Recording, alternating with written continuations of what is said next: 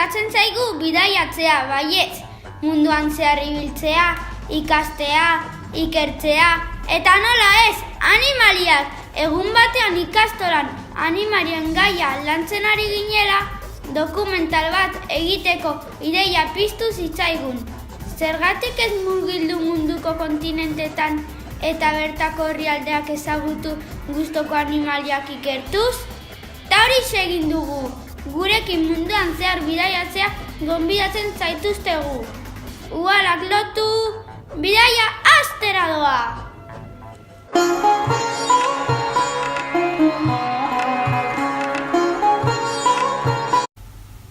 Gu Donostiatik Indiara bidaiatuko dugu.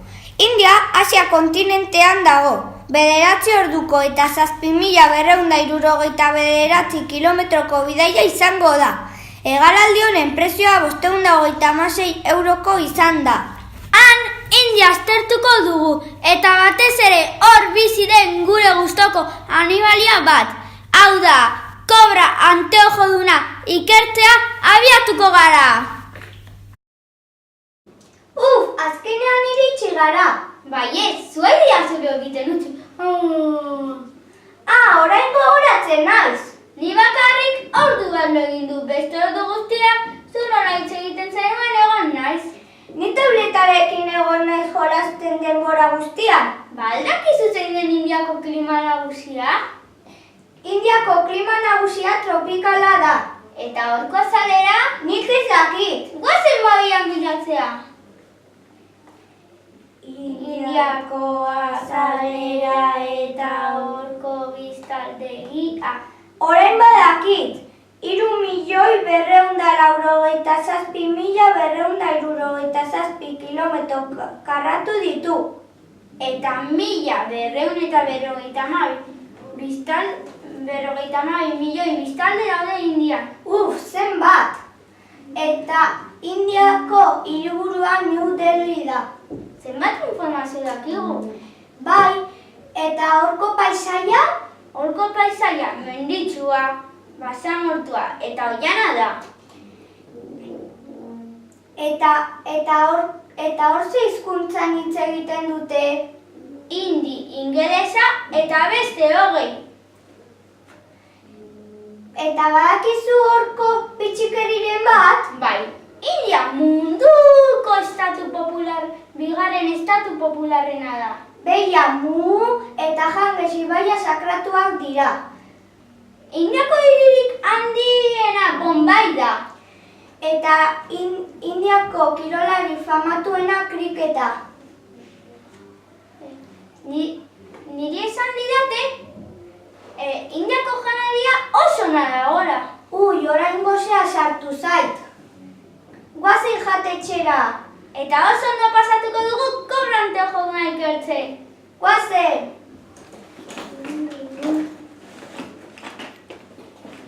Ze guapo gaude hemengo jantzi tradizionalarekin? Bai, oso egokia da zeren Taj Mahalen gaude.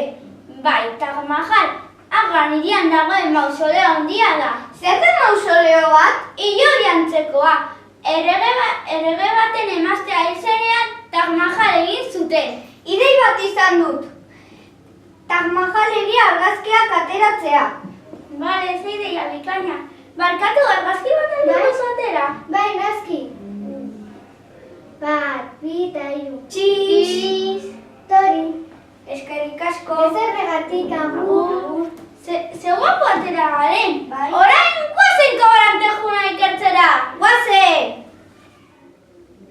Kobra anteojoduna aukeratu dugu ezagutzen ez dugulako.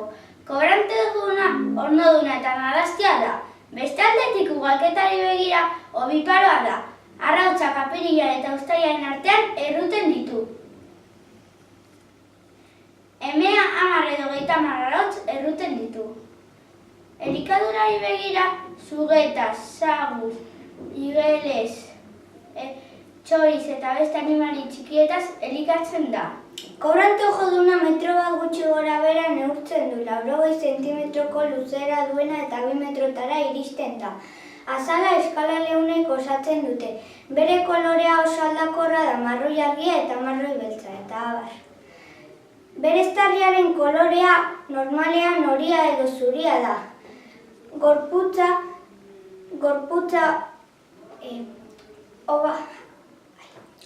obalatua eta nahiko apaldua dauka. Burua txikia, buztana zorrotza eta begiak biribilak. Kobrante joduna oianean edo zingiretan bizi da, Indiako subkontinentean. Kobrante joduna koska batekin elefante bat edo maramaus gizaki hil ditzake. Usaimena mingainan daukate. Eta memoria ona daukate ehizatzeko garaian. Eta nahi badezute animalia hobeago ezagutu, Googleen bilatu agur!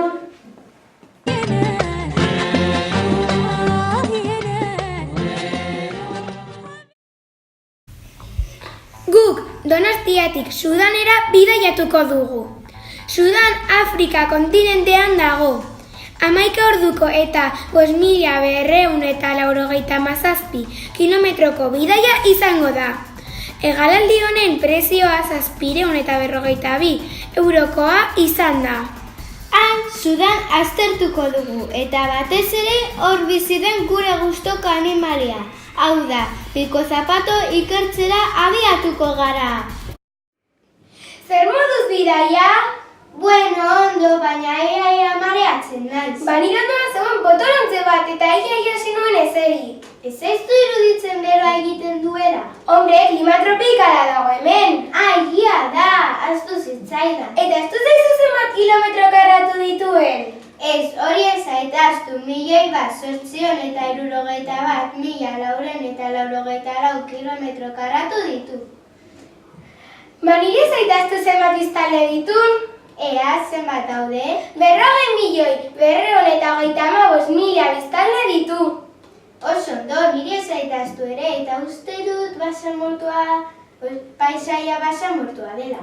Bai, eta zizkuntzetz egiten dute hemen? Ingelesa eta arabiarra hitz egiten dute. Nik ingelesa saiatuko naiz hitz egiten. Nik ere. Ostras, ahaztu zit galdetzea importantena! Nun gaude? Aireportuan. Ez, herrian! Ze txotxola, ez dakizu nun gauden? Alkartumen gaude, Sudanen hiriburuan. Barzenekien Sudanen diru asko dagola. Ja banekien. Eta barzenekien Sudan historio luze bat duela. Hori ere nekien. Bardoan asko dakizu! Lasai ez dakitena. Guazen hotelera! Guazen. Ze polita diren Meroe piramidea. Nu, zer? Meroe piramidea. Baietz, ematen da egiten gaudela, baina piramideak desberdinak dira, ez? Bai, gainera 250 urtean tumuluetan gorpuak sartzen hasi ziren. Nun? Tumuluetan. Bale, gainera daramagun trajeak oso politak dira. Zergatik ez gira selfie bat ateratzen? Bale, baina borritoekin, 1, 2 eta 3. Guazen piko zapatu ikertzen. Piko zapatu geratu dugu interesgarria eta bitxia delako. Eta ez delako asko ikusten. Hegaztia denez ornoduna da. Piko zapato arrainak eta igelak jaten ditu. Arrautzak erruten ditu. 1,15-tik 1,50 neurtzen du. 4 eta 7 kilogramoren tartean pisatzen du. Ilea grisa dauka, txikiak direnean marroia daukate. Hankak luzeak ditu. Bere mokoa zapata baten antza daka. Holandez zapata tradizionaletik aterata dago piko zapato izena. Beste aldetik bere mokoa fin-fina da. Sudanen bizi da piko zapato. Bere izen zientifikoa Balaeniceps rex da. Ez dakite zenbat daude munduan. Hala, hor dator piko zapato. Guazen!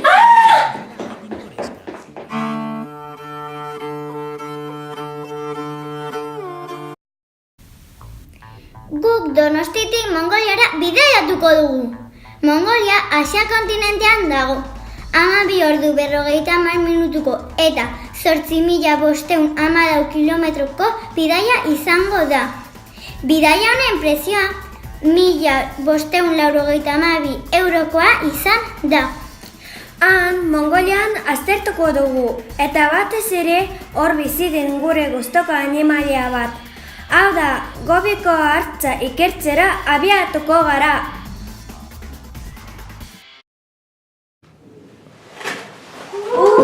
Azkenean iritsi gara! Gustatu zaizu pasaia? Badakit, ez dira zut ikusten! Bueno, ez zait importa, zen ni Mary Poppins pelikula ikusi dut. Ala, ni ere nahi nuen ikusi. Eta badakizu ze klima dagoen Mongolian? Bai, klima kontinentala dago, horregatik anotz asko egiten du. Atxi! Eta zoak izuzi hizkuntzan hitz egiten dute, eta nola esaten da kaixo? Bai, Mongoliarez hitz egiten dute, eta zen kaixo da. Orain badaki nola esaten da kaixo mongoliarez. Saru! Ulanbator Mongoliaren hiriburua da, eta 3 milioi biztanle ditu. Hainbeste! Eta zoak izunaren paisaia?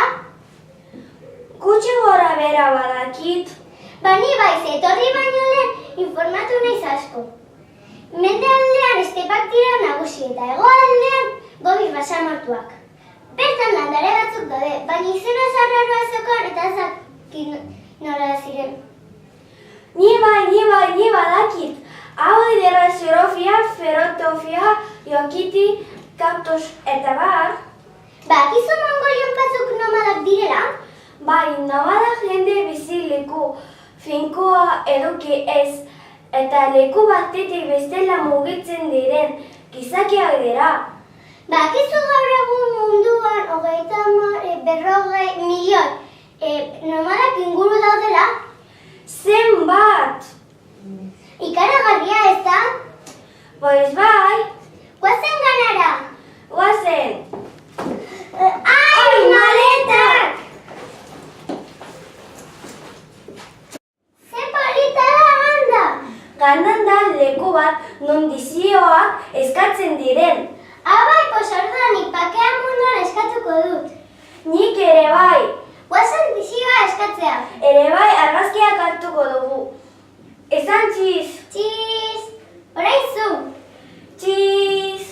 Bira ze polita. Bai, politxe dira. Pakea munduan! Ja eskatu dugu dizioa. Guazen gobiko hartza ikertzera.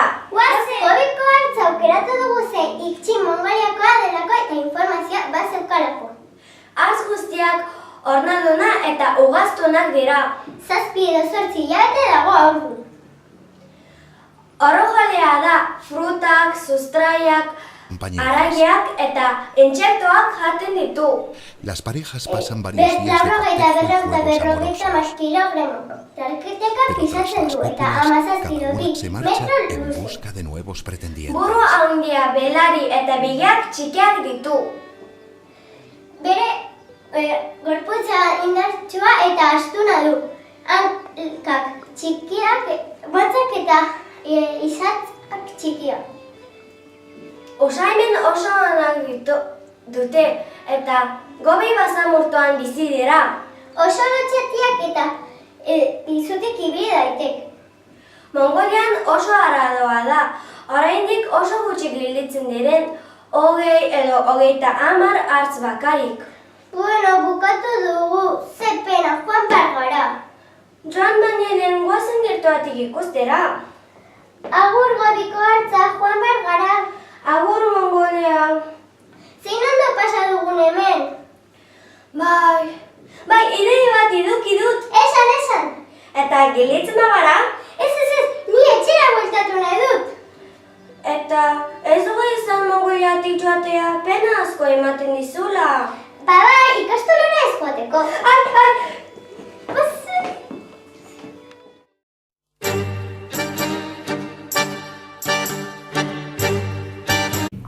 Guk Donostiatik Argentinara bidaiatuko dugu. Argentina Hego Amerika kontinentean dago. 14 orduko eta 1.511 kilometroko bidaia izango da. Hegaldi honen prezioa 1.164 eurokoa izan da.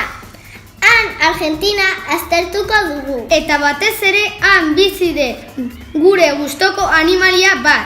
Hau da, sardako balea edo euskal balea ikertzera abiatuko gara. Bueno, Naia, azkenean iritsi gara eta egun zoragarria egiten du. Zer non egin ezulo? Ez hain ondo, nire ondokoak puzkerrak botatzen zituen eta zuk? Ba ni oso ondo egon naiz, nire ondokoa bidai guztian lo egon da eta asko deskantzatu dut. Ba, ze sorte. Gaur bero asko egiten du. Bai, arrazoia duzu, badakizu zenbat biztanle dituen Argentina? Ez dakit. Mobilan begiratuko dut. A ber.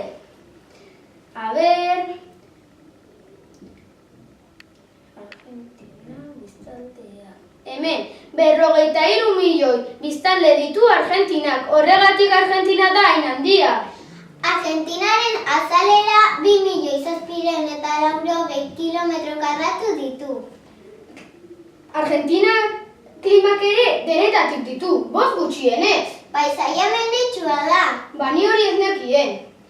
Sortean arki dugu hemen gaztelaniaz hitz egiten dutelako. Oso ondo ulertuko diogu elkar. Baina azentua ondo egin behar dugu.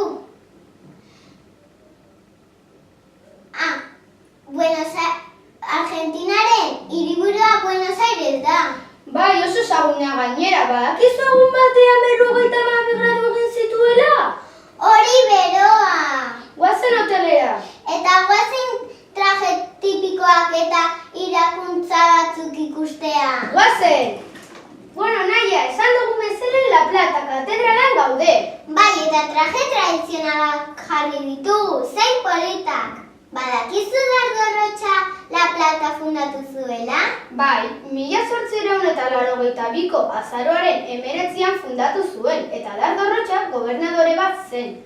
Beno, selfie bat aterako dugu eta gero sardako balea edo euskal balea ikertzera joan behar gara. Oso ideia ona. Ber... Bat, 2 eta 3. Guazen! Ez itxaron hemen gaudela, eta jende asko dagoela, algu bertso bat kantatu. Baino, bapatean, Bai, eta gaia zein izango da. nola ez Argentina? Oso ideia ona, eta doinua? Eorioko balea. Ja balea ikertuko dugula, Bale, baleari buruz egingo dugu. A ber, Argentina, sardako balea... Ni badakat. ni ere. Bale, 1, 2 eta 3. Argentinaragoaz ondo pasatzera, Eta beti bezala pixkat ikertzera, hori eginta gero asko ikastera. ta sardako balea goaz ikustera, Ta sardako balea goaz ikustera. Joe, Naia, primeran atera zaigu. Orain bai, guazen sardako balea ikertzera. guazen! Ipar Atlantikoko sardako balea edo euskal balea aukeratu dugu bale mota asko daudelako, baina euskal balea gure gustokoa delako. Zooplankton eta krustazeoak jaten ditu. Ugaztun guztiak bezala ornoduna da. 11-17 metro luze eta 164,5 kilogramo pisatzera hel daiteke. Naia, neurtutako handiena 18 metro neurtzen zituen eta 106 kilogramo pisatzen zuen. Joe! Emeak kume bakarrak izaten dute. 4,5 metro luze. Benetan? Bai, Baina oso txikiak dira jaiotzeko. bueno, horrela dira. Ja.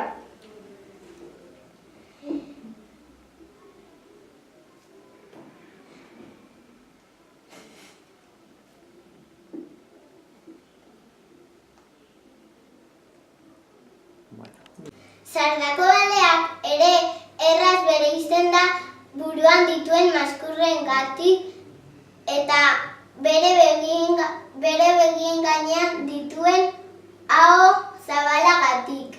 Baina baleak oso berdinak dira. Bale guztiak bizarrak dituzte hortzen ordez. Sardako balea euskal balea Ipar Atlantikoan eta Argentinan bizi da, batez ere kostaldean. 2040an adituek esaten dute desagertuko direla. Bai, benetan. Baina hori zinizkoa da. Zeren Ipar Atlantikoan 450 euskal bale bizi dira. Hori pasatzen da. Bueno, Naia, orain gonbidatu zaituztegu YouTubera gauza gehiago jakin nahi baduzute, gonbidatzen zaituztegu YouTubera gauza gehiago ikustera. Bueno, gu orain bagoaz gertutik ikustera. Goazen, Naia.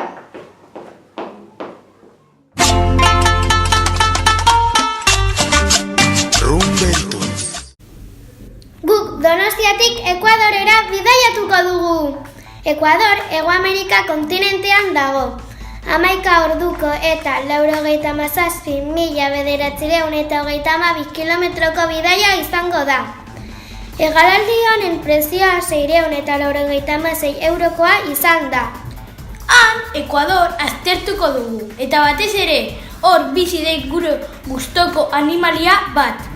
Hau da, dordoka handia ikertzea abiatuko gara! Iritsi gara, ze ondo, ordu asko pasatu guak, nola menduzulo? Ere ondo, zeren pelikula asko ikusi dituen hegazkinean. Eta zu? Ni bai oso ondo. Ekuadorko hiriburua Quito da. Klima ekuatoriala du. Ze bero egiten zen azkenean. Herrialdearen azalera 40.065,4 kilometro karratu ditu. Hemen 15 milioi biztanle bizi dira eta jende pila bat gaztelaniaz hitz egiten dute. Ze ondo horrela ulertuko diogu elkar. Paisaia oso menditsua eta oiana asko dauka. Badakizu hemen dazu mendi gehien dituen herrialdea Hego Ameriketan?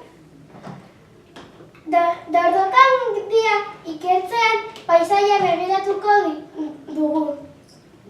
Guazen! Ekuatoriko arropa tradizionalaz jantzita jarraituko dugu bidaia. Baina nola Tiffany tripako mina zeukan, ni aprobetxatu dut dorre erlojuena ikusteko. Wikipedian begiratu genuen dorre erlojuena Guayaquilko gobernadorea erosi zuen Londresen. Zea, claro, erostea Londresen eta hemen ekarri. Dorre hau 6.000 peso kostatu zuen. Eta udal etxe aurrean jarri zuten. Argazki bat aterako dut Tiffany erakusteko eta ere niretzat. Orain joango naiz ikustea zenbat balio duen Galapako Irlak joaten den itsasontzia. Dordokandia aukeratu dugu bere izen zientifikoa Galapako Irlako berdina daukalako. Hornoduna da eta narrastien taldean dago. Berarjalea da, belarra, adarra, hostoak eta frituak jaten ditu. Gutxi gora bera 12-15 egun, hau da, 2 aste inguru irauten du haurdunaldia. Dordokandiaren arrak 250 kilo eta emeak 150 kilo pisatzen dute. Gutxi gora bera metro bat neurtzen dute. Jaiotzean, umeak 100 gramo eta 7 zentimetro neurtzen dute. Ez daukate hilerik. Arrautzak erruten dituzte eta oskola dute. Biriketatik hartzen dute arnaza eta lehorrean eta ureta bizi dira. Egun urte baino gehiago bizi daitezke. Egunero 16 ordu egiten dute. Urte oso bat bizi daitezke, jan ez dadan gabe. Dordoka handia hornodunen artean gehien bizi direnak dira. Eskerrik asko proiektua ikusteagatik eta espero dugu zuek asko ikastea.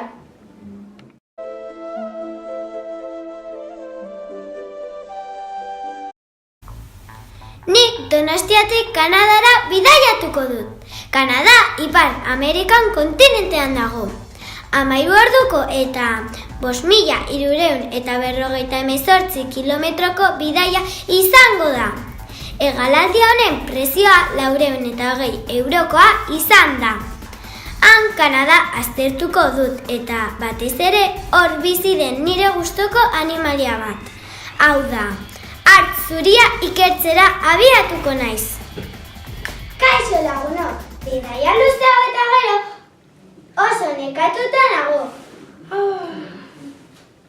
Maleta honetan gauza guztiak ditut, txamarra, bufanda, botak. Hemen urte batzuk pasako ditudanez, oso urduri dago nire lana berrira joateko. Begira, hauek dira paseatzera atera behar ditudan txakur politak. Espero dut txintxoak izatea, zeren denbora behar dut ere hartzuria aztertzeko. Horretarako etorri naiz. Ottawa Kanadako hiriburua da. 2 hizkuntza hitz egiten dira, eta zorionez 2 dakizkit hitz egiten, ingelesa eta frantsesa. Kanada super handia da. 9.984.000 kilometro karratu ditu.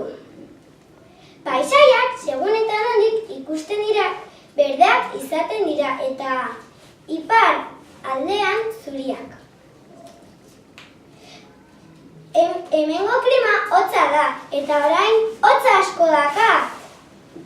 36 milioi biztanle daude. Leno, bitxikeri bat irakurri dut eta kontatuko dizuet. Kanada 3. da herrialdea mundu osoan airea primeran eta garbia arnasten dena. Bueno, orain hotelera noa eta txakur politak ezagutzera ze urduri nagoen.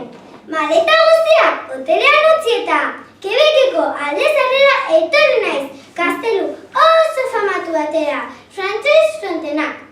Nire atzean dagoen gaztelu oso famatua da. Bruce Price egin zuen eta txalo handi bat emango diot, oso ondo dago egina. Bueno, selfie bat aterako dut beti gogoratzeko. Selfie! Oso ondo atera da. Bueno, orain hartzuria ikertzera joango naiz. Hartzuria aukeratu dut bitxikeri asko dituelako eta egoera zai batean bizi delako. Ugaztun guztiek bezala ornoduna da. Bibiparo ere bada, bat edo bi hartzkume izaten ditu. Groenlandian, Kanadan eta Errusiako iparraldean bizi da. Fokataz elikatzen da, baina udan haragirik ez duenean aurkitzen belarra jaten du. Hartzuria 3 eta 5 metro arteko neurria dauka. 175 eta 650 kilogram arteko pisua dauka. Oso arraroa da 800 kilogramotara iristea. 35 urte bizi izaten da gutxi gora bera. Bere gorputza hilez estalita dauka. Zoritxarrez, desagertzeko zorian daude 30.000 hartzuri gelditzen dira munduan bakarrik. Bere izen zientifikoa Urus maritimus da. Hartzkumeak tripan daudenean, ama bere koipez elikatzen da. Hartzuriaren ilea ez da txuria, transparentea da, baina elurrarekin txuria dela ematen du. Hartzuriaren ilea barrutik aire beroz dago, hotza ez pasatzeko. Beno, hauek izan dira hartzuriaren ikerketa guztiak. Hurrengo batera arte.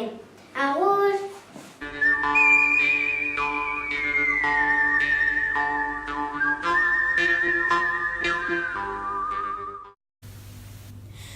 Guk Donostitik Estatu Batuetara bidaiatuko dugu. Estatu Batuak Ipar Amerika kontinentean daude.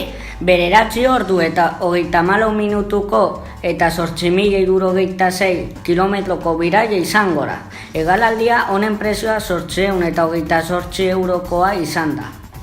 Han, Estatu Batuak aztertuko dugu eta batez ere hor biziren gure gustoko animalia bat, hau da, Dordoka kaiman ikertzera abiatuko gara.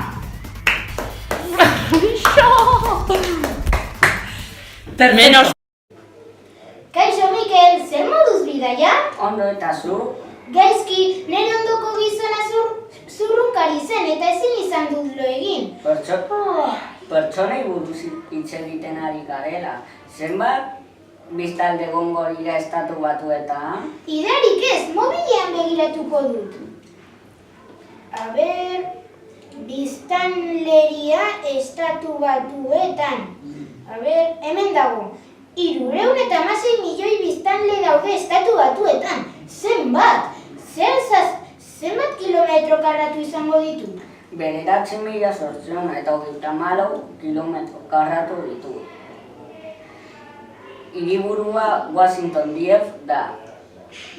Ze ondo, ingelesa pizkat dakigu, moldatu algara, baino bertako klima oso lehorra eta udak beroak izaten dira. Balzenekien lehenengo emakumea Estatu Batuarra irabazi zuena urrezko dominia olimpikoa 1900 urtean ontzi simple bat irabazi zuena. Bai? Ba ez nekien, baino zu balzenekien Estatu Batuak munduko GPS guztiak itzali aldituela? Baino ere dakit paisaiak lehorrak eta harrizko kolumna handiak dituela. Bueno, guazen Mississippira! Mississippira joan baino lehen askatasunaren estatua ikustera etorri gara. 93 metroko altuera du. Eta eraikintza 1875 urtean egin zen. Arkitekto pila bat daude, baina ezagunena Eiffel da. Badakit gauza bat ziur jakingo duzula. Askatasunaren estatua kolez eta burdinez eginda dagoela. Hau esan da, orain bai, Dordoka kaiman ikertzera joan ahal gaitezke. Eta noski, Mississippira. Mississippian gaude eta hemen atzean Dordoka kaimanen bideoak ditugu. Dordoka kaiman aukeratu dugu ezezaguna zelako eta arraroa iruditu zaigulako. Eta narrastiak bezala ornoduna da. Arrainetaz, sugeetaz, zizaretaz, barrazkilotaz, igeletaz, zizaretaz, beste dordoketaz, txirletaz, karramarrotaz, uretako landaretaz eta janaririk ez dagoenean karroñaz elikatzen da. Obiparoa da eta narrastia. 80 kilo, 110 kilo inguru pisatzen dute. Helduak 75 zentimetro. 80 zentimetrotara neurtzen dute. Ahoan bimoko bezalakoak ditu eta bere kaparazoia oso kokotiloaren eskatakoak bezalakoak ditu.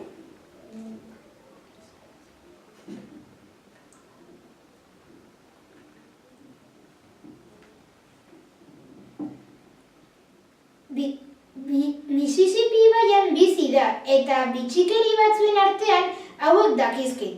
Adibidez, zientifiko batzuk harritu dira ikustean Dordoka kaiman batzuk urtsintxeak, arratoi almizklerak eta mapatxeak edo janaria ez dagoenean karroña jaten dutela.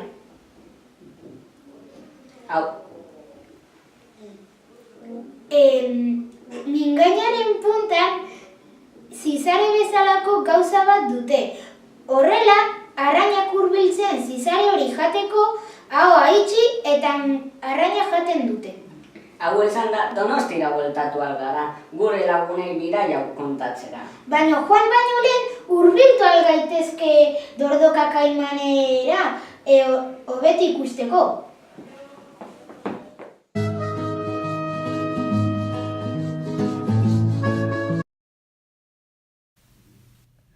Guk Donostiatik Ukrainara bidaiatuko dugu. Ukraina Europa kontinentean dago, 4 orduko eta 3.352 kilometroko bidaia izango da. Hegalaldi honen prezioa 318 eurokoa izan da. Han Ukraina aztertuko dugu eta batez ere hor bizi den gure gustoko animalia bat. Hau da, katamotza ikertzera abiatuko gara. Azkenean iritsi gara, ez da Joseba? Bai, zero, segun zoragarri egiten duen. Egia da, zer iruditzen zaizu hotelera joango bagina gauza guztiak utzi eta hondartzera joan? Ideia bikaina, bero honekin ezin nuen gehiago, guazen hotelera. Ze klima mota da Ukrainiakoa? Ukrainiako klima ozeanikoa da, eta ze paisaia? Paisaia berdea eta benditsua izaten da. Zenbat biztanle daude Ukrainian? Ez dakit, mobilean begiratuko dut.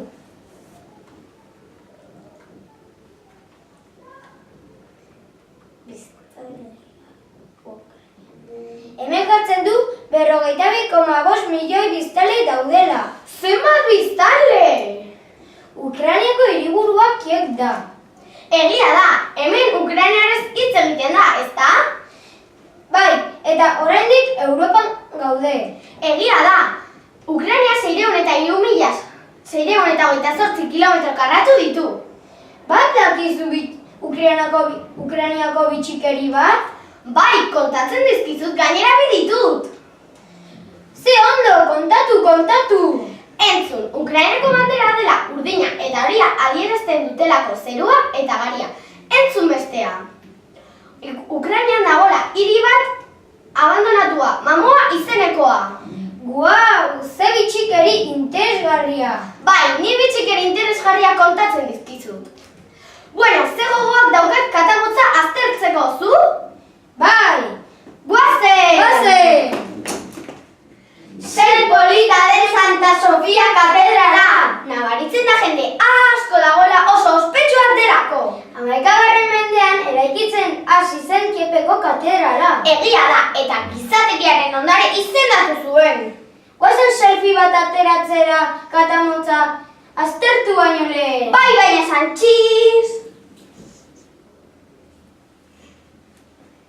Txiz! Guazen katamotza aztertzera! Guazen! Katamotza aukeratu dugu interesgarria delako eta ezaugarriak ezagutu nahi ditugulako. Ugaztun guztiak bezala, hau ornoduna da. Bibiparoak dira, ernaldia 69 egun inguruka izaten da. 2 kume jaiotzen dira, bataz beste kumadikoa. Martxoan eta apirilean jaiotzen dira. Untxiez, orenkumez, xaguez, hegazti txikiez eta narrastiez elikatzen da. Gehienetan untxiak jaten ditu. Katamotz arrenduek 21 kilogramoko batez besteko pisua dute eta hemen zertxo bat txikiagoak, 18 kilogramokoak. 80 eta 130 zentimetro arteko luzera dauka eta horretatik isatxa 21-24 da. Altuera berriz 60-70 zentimetro artekoa. Hankak erlatiboki luzeak ditu eta atzamar handia. Neguan ilajenetxoa azte zaio oinan, horrela hobeto ibil daiteke elurretan. Basoan edo mendietan bizi daiteke, normalean leku hotzetan. Garai batean katamotzaren pixa gaixotasunak sendatzeko balio zuen, eta mediku pila bat aurkitu nahi zuen. 1976 eta 76 urtean arriskuan zeuden animalien liburuak katalogatu zen, eta orain arriskuan dauden felinorik mehatxuenak dira. Hau izan da katamotzaren informazioa. Espero dugu asko ikasi izana! Hurrengo arte!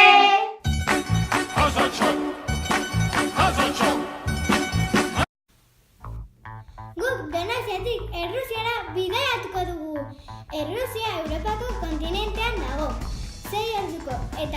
35 minutuko eta 497 kilometroko bidaia izango da.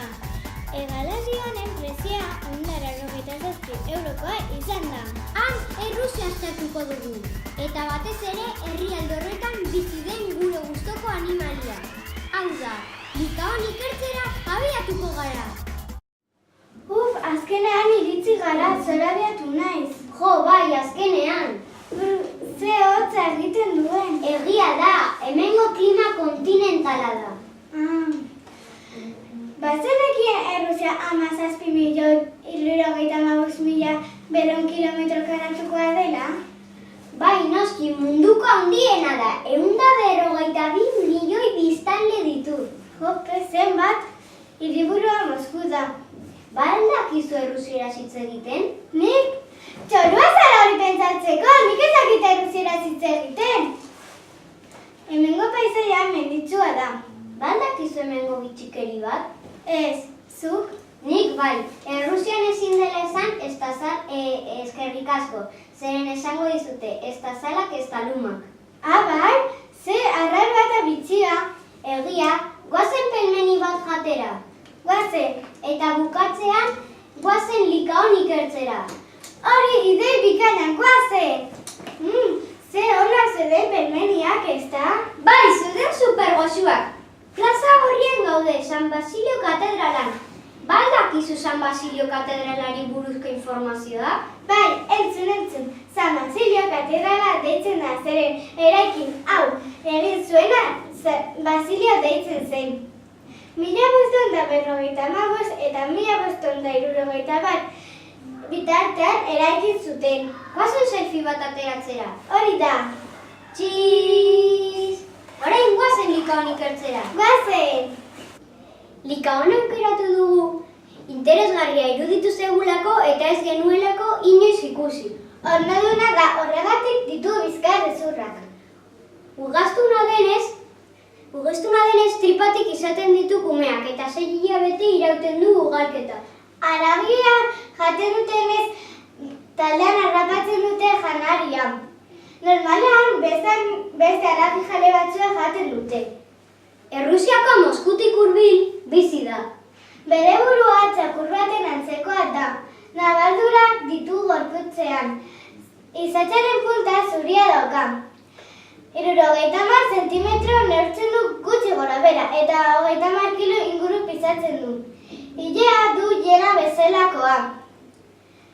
Arrak emeak baino indartsuagoak dira. Belarri handiak dituzte eta oso indartsua harrapatzen dituzte animaliak jateko. Likaonei nahazten diete hienekin. Askotan ibiltzen dira taldean. Ez dira leku batean finko gelditzen. Batzuk manadatik ateratzen dira eta beste batzuk sartu. Jaten dituzte bere espezieko batzuk konfunditzen direlako hienekin. Eta Afrikan ere badaude. Eta honekin bukatu dugu Likaon ikertzen. Agur! Likaon dator! Guazen!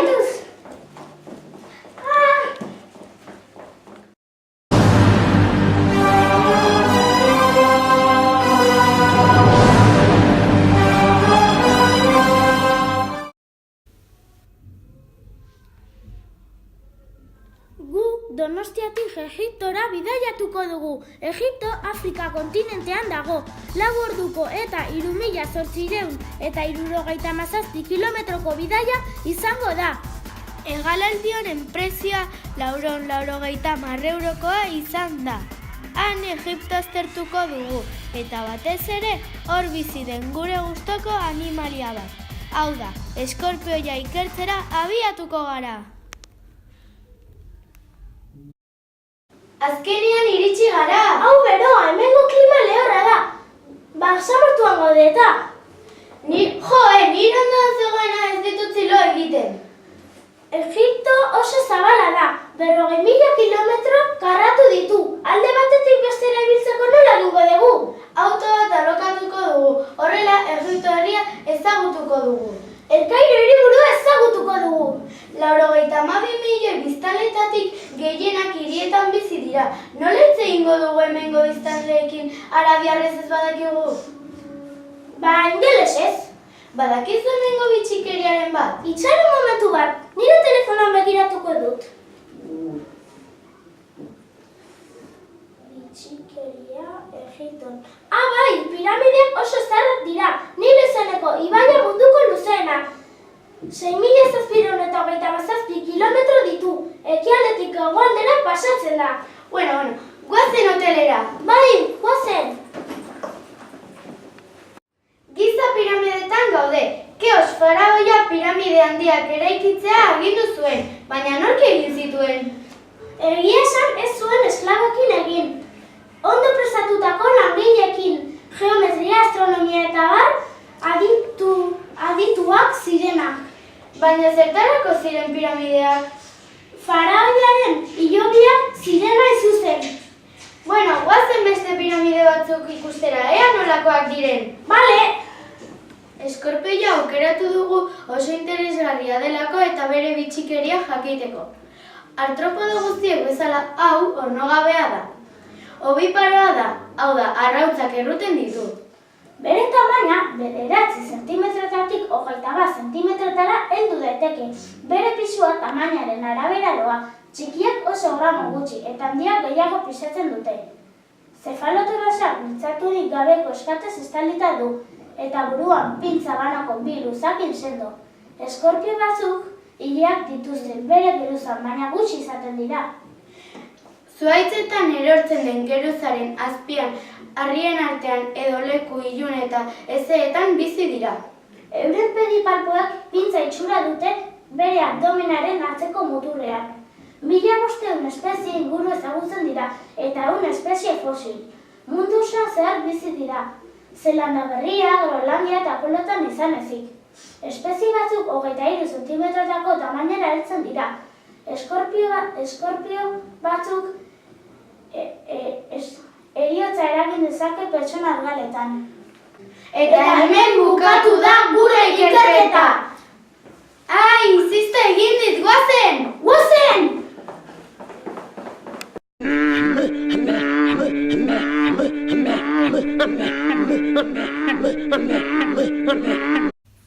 Guk Donostiatik Australiara bidaiatuko dugu. Australia Ozeania kontinentean dago. 21 orduko eta 16.193 kilometroko bidaia izango da. Hegalaldi honen prezioa 2.427 eurokoa izan da. Han Australia aztertuko dugu eta batez ere hor bizi den gure gustoko animalia bat. Hau da, marrazo zezena ikertzera abiatuko gara.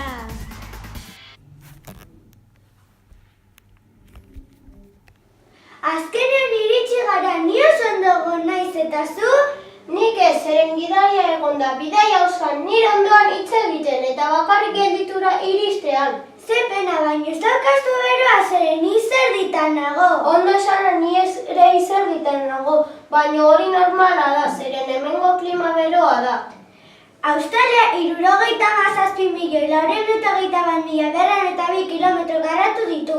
Badakizu zenbat biztanle dauden Australian? Ez, baina oraintxe begiratuko dut mobilean. Biztanlegia Australian. Orain aurkitu dut, 23 milioi biztanle daude. Badakizu Australian arrezife dagoela eta oso handia da. Bai, banekien eta plastikoarengatik desager daiteke. Australiako zati handi bat basamortua da. Eta gainera 40.000 baino kanguro gehiago daude. Australian animali arriskutsuak eta lasaiak daude. Eta orain bagoaz! Guazen!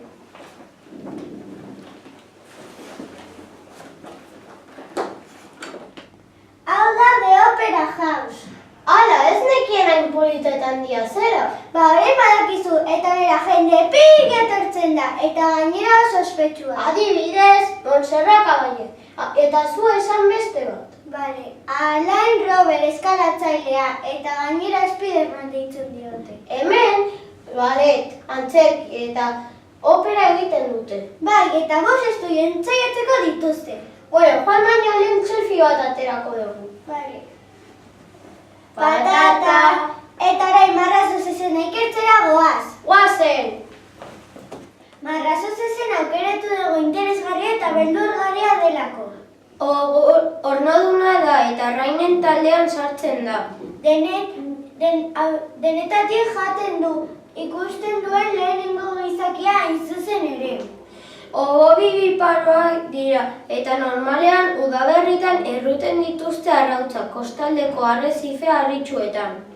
Australian bizi da eta beste leku gehiagoetan eta 200 metroko sakoneraino bizi da.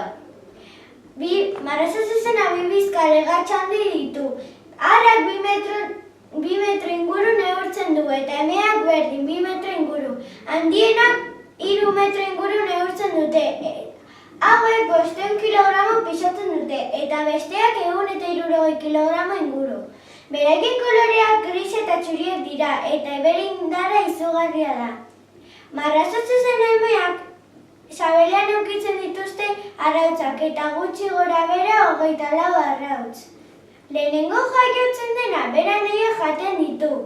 Eta azkenean 2 ateratzen dira, bakoitzak metro bat neurtzen du. Eta hau izan da gure proiektua!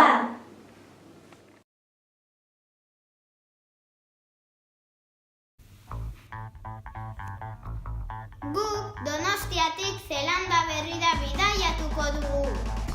Zelanda Berria Ozeania kontinentean dago. 32 orduko eta 19.674 kilometroko bidaia izango da. Hegalaldi honen prezioa 1.583 eurokoa izango da. Han Zelanda Berria aztertuko dugu eta batez ere hor bizi den gure gustoko animalia bat. Hau da, kiwia ikertzera abiatuko gara. Nekatuta gaude hainbeste lan eta lan, oporra behar ditugula erabaki dugu. Horregatik Zelanda Berrian gaude. Zer moduz joan da bidaia? Gaizki aurreko mutila musika entzuten ari zen bidai osoa. Eta horregatik ezin izan dut lo egin, eta zu? Ni primeran egin dut lo. Ordu bat eta erdi egon gara hegazkinean. Zuk nekatuta zaude? Bai, ni oso nekatuta nago, eta zu? Ni oso sasoian nago, Donostian egonetik hemen egon arte. Zelanda Berrian normalean euria egiten du, baina espero dugu euria ez egitea. Gaur, sorta izan dugu ez du egiten, ez da hotza, ez da beroa. Zelanda Berrian epela egiten du Donostian bezala, ze ondo. Badakizu zenbat kilometro karratu daude? Bai, uste dut 680.680 kilometro karratu daudela. Eta biztanle? Itxain telefonoan begiratuko dut. Biztanleak Zelanda Berrian. Hemen dago, 4 milioi biztanle daude. Zu badakizu ze gutxi. Ze polita den Wellington. Zu badakizu ingelesez hitz egiten? Ni oso ondo ez, baina eskolan ikasterari naiz, eta zu? Ni ez da, baina pixka bat badakit eskolan ikasten ari naizelako ere. Wellington oso menditsua da. Wellington Zelanda Berriko hiriburua da. Hiriburua hegoaldean mundukoa da. Bazenekien? Bai, Edmund Hillary Everest mendia igotzen eta jaisten lehenengoa izan zen, eta orain 5 euroko biletetan agertzen da. Goazen maletak ustera eta bueltatxo bat ematean. Ea, kiwi bat ikusten dugu. Hemen dago Sky Tower komunikabide eta behatzeko dorrea. Sky Tower 1984 urtean hasi zuten egiten, eta 1987 urtean bukatu zuten. 2 urte iraun zuen eraikina.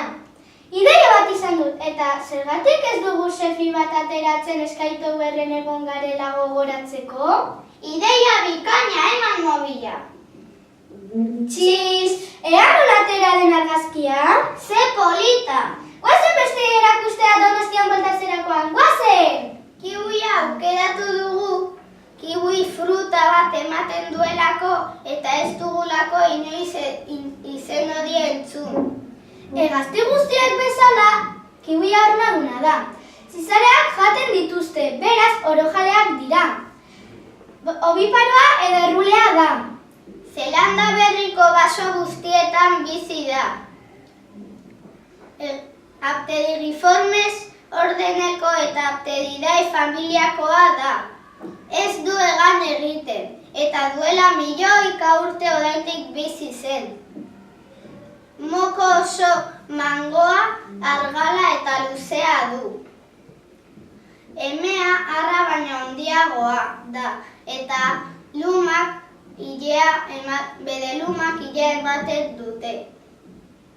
Emea 40 zentimetro gutxi gora bera neurtzen du, eta 2,8 kilogramo pisatzen ditu. Kiwia animalia lotxati eta gautarra da. Usaimena oso garatua du. Arrak zaintzen ditu lur azpian, baina arrautza jai ondoren kiwia oraindik garatuta egon gabe ere bere kasaz baliatu behar da janaria bilatzeko. Beno, bukatu du kiwia ikertzen, orain Donostira bueltatuko gara!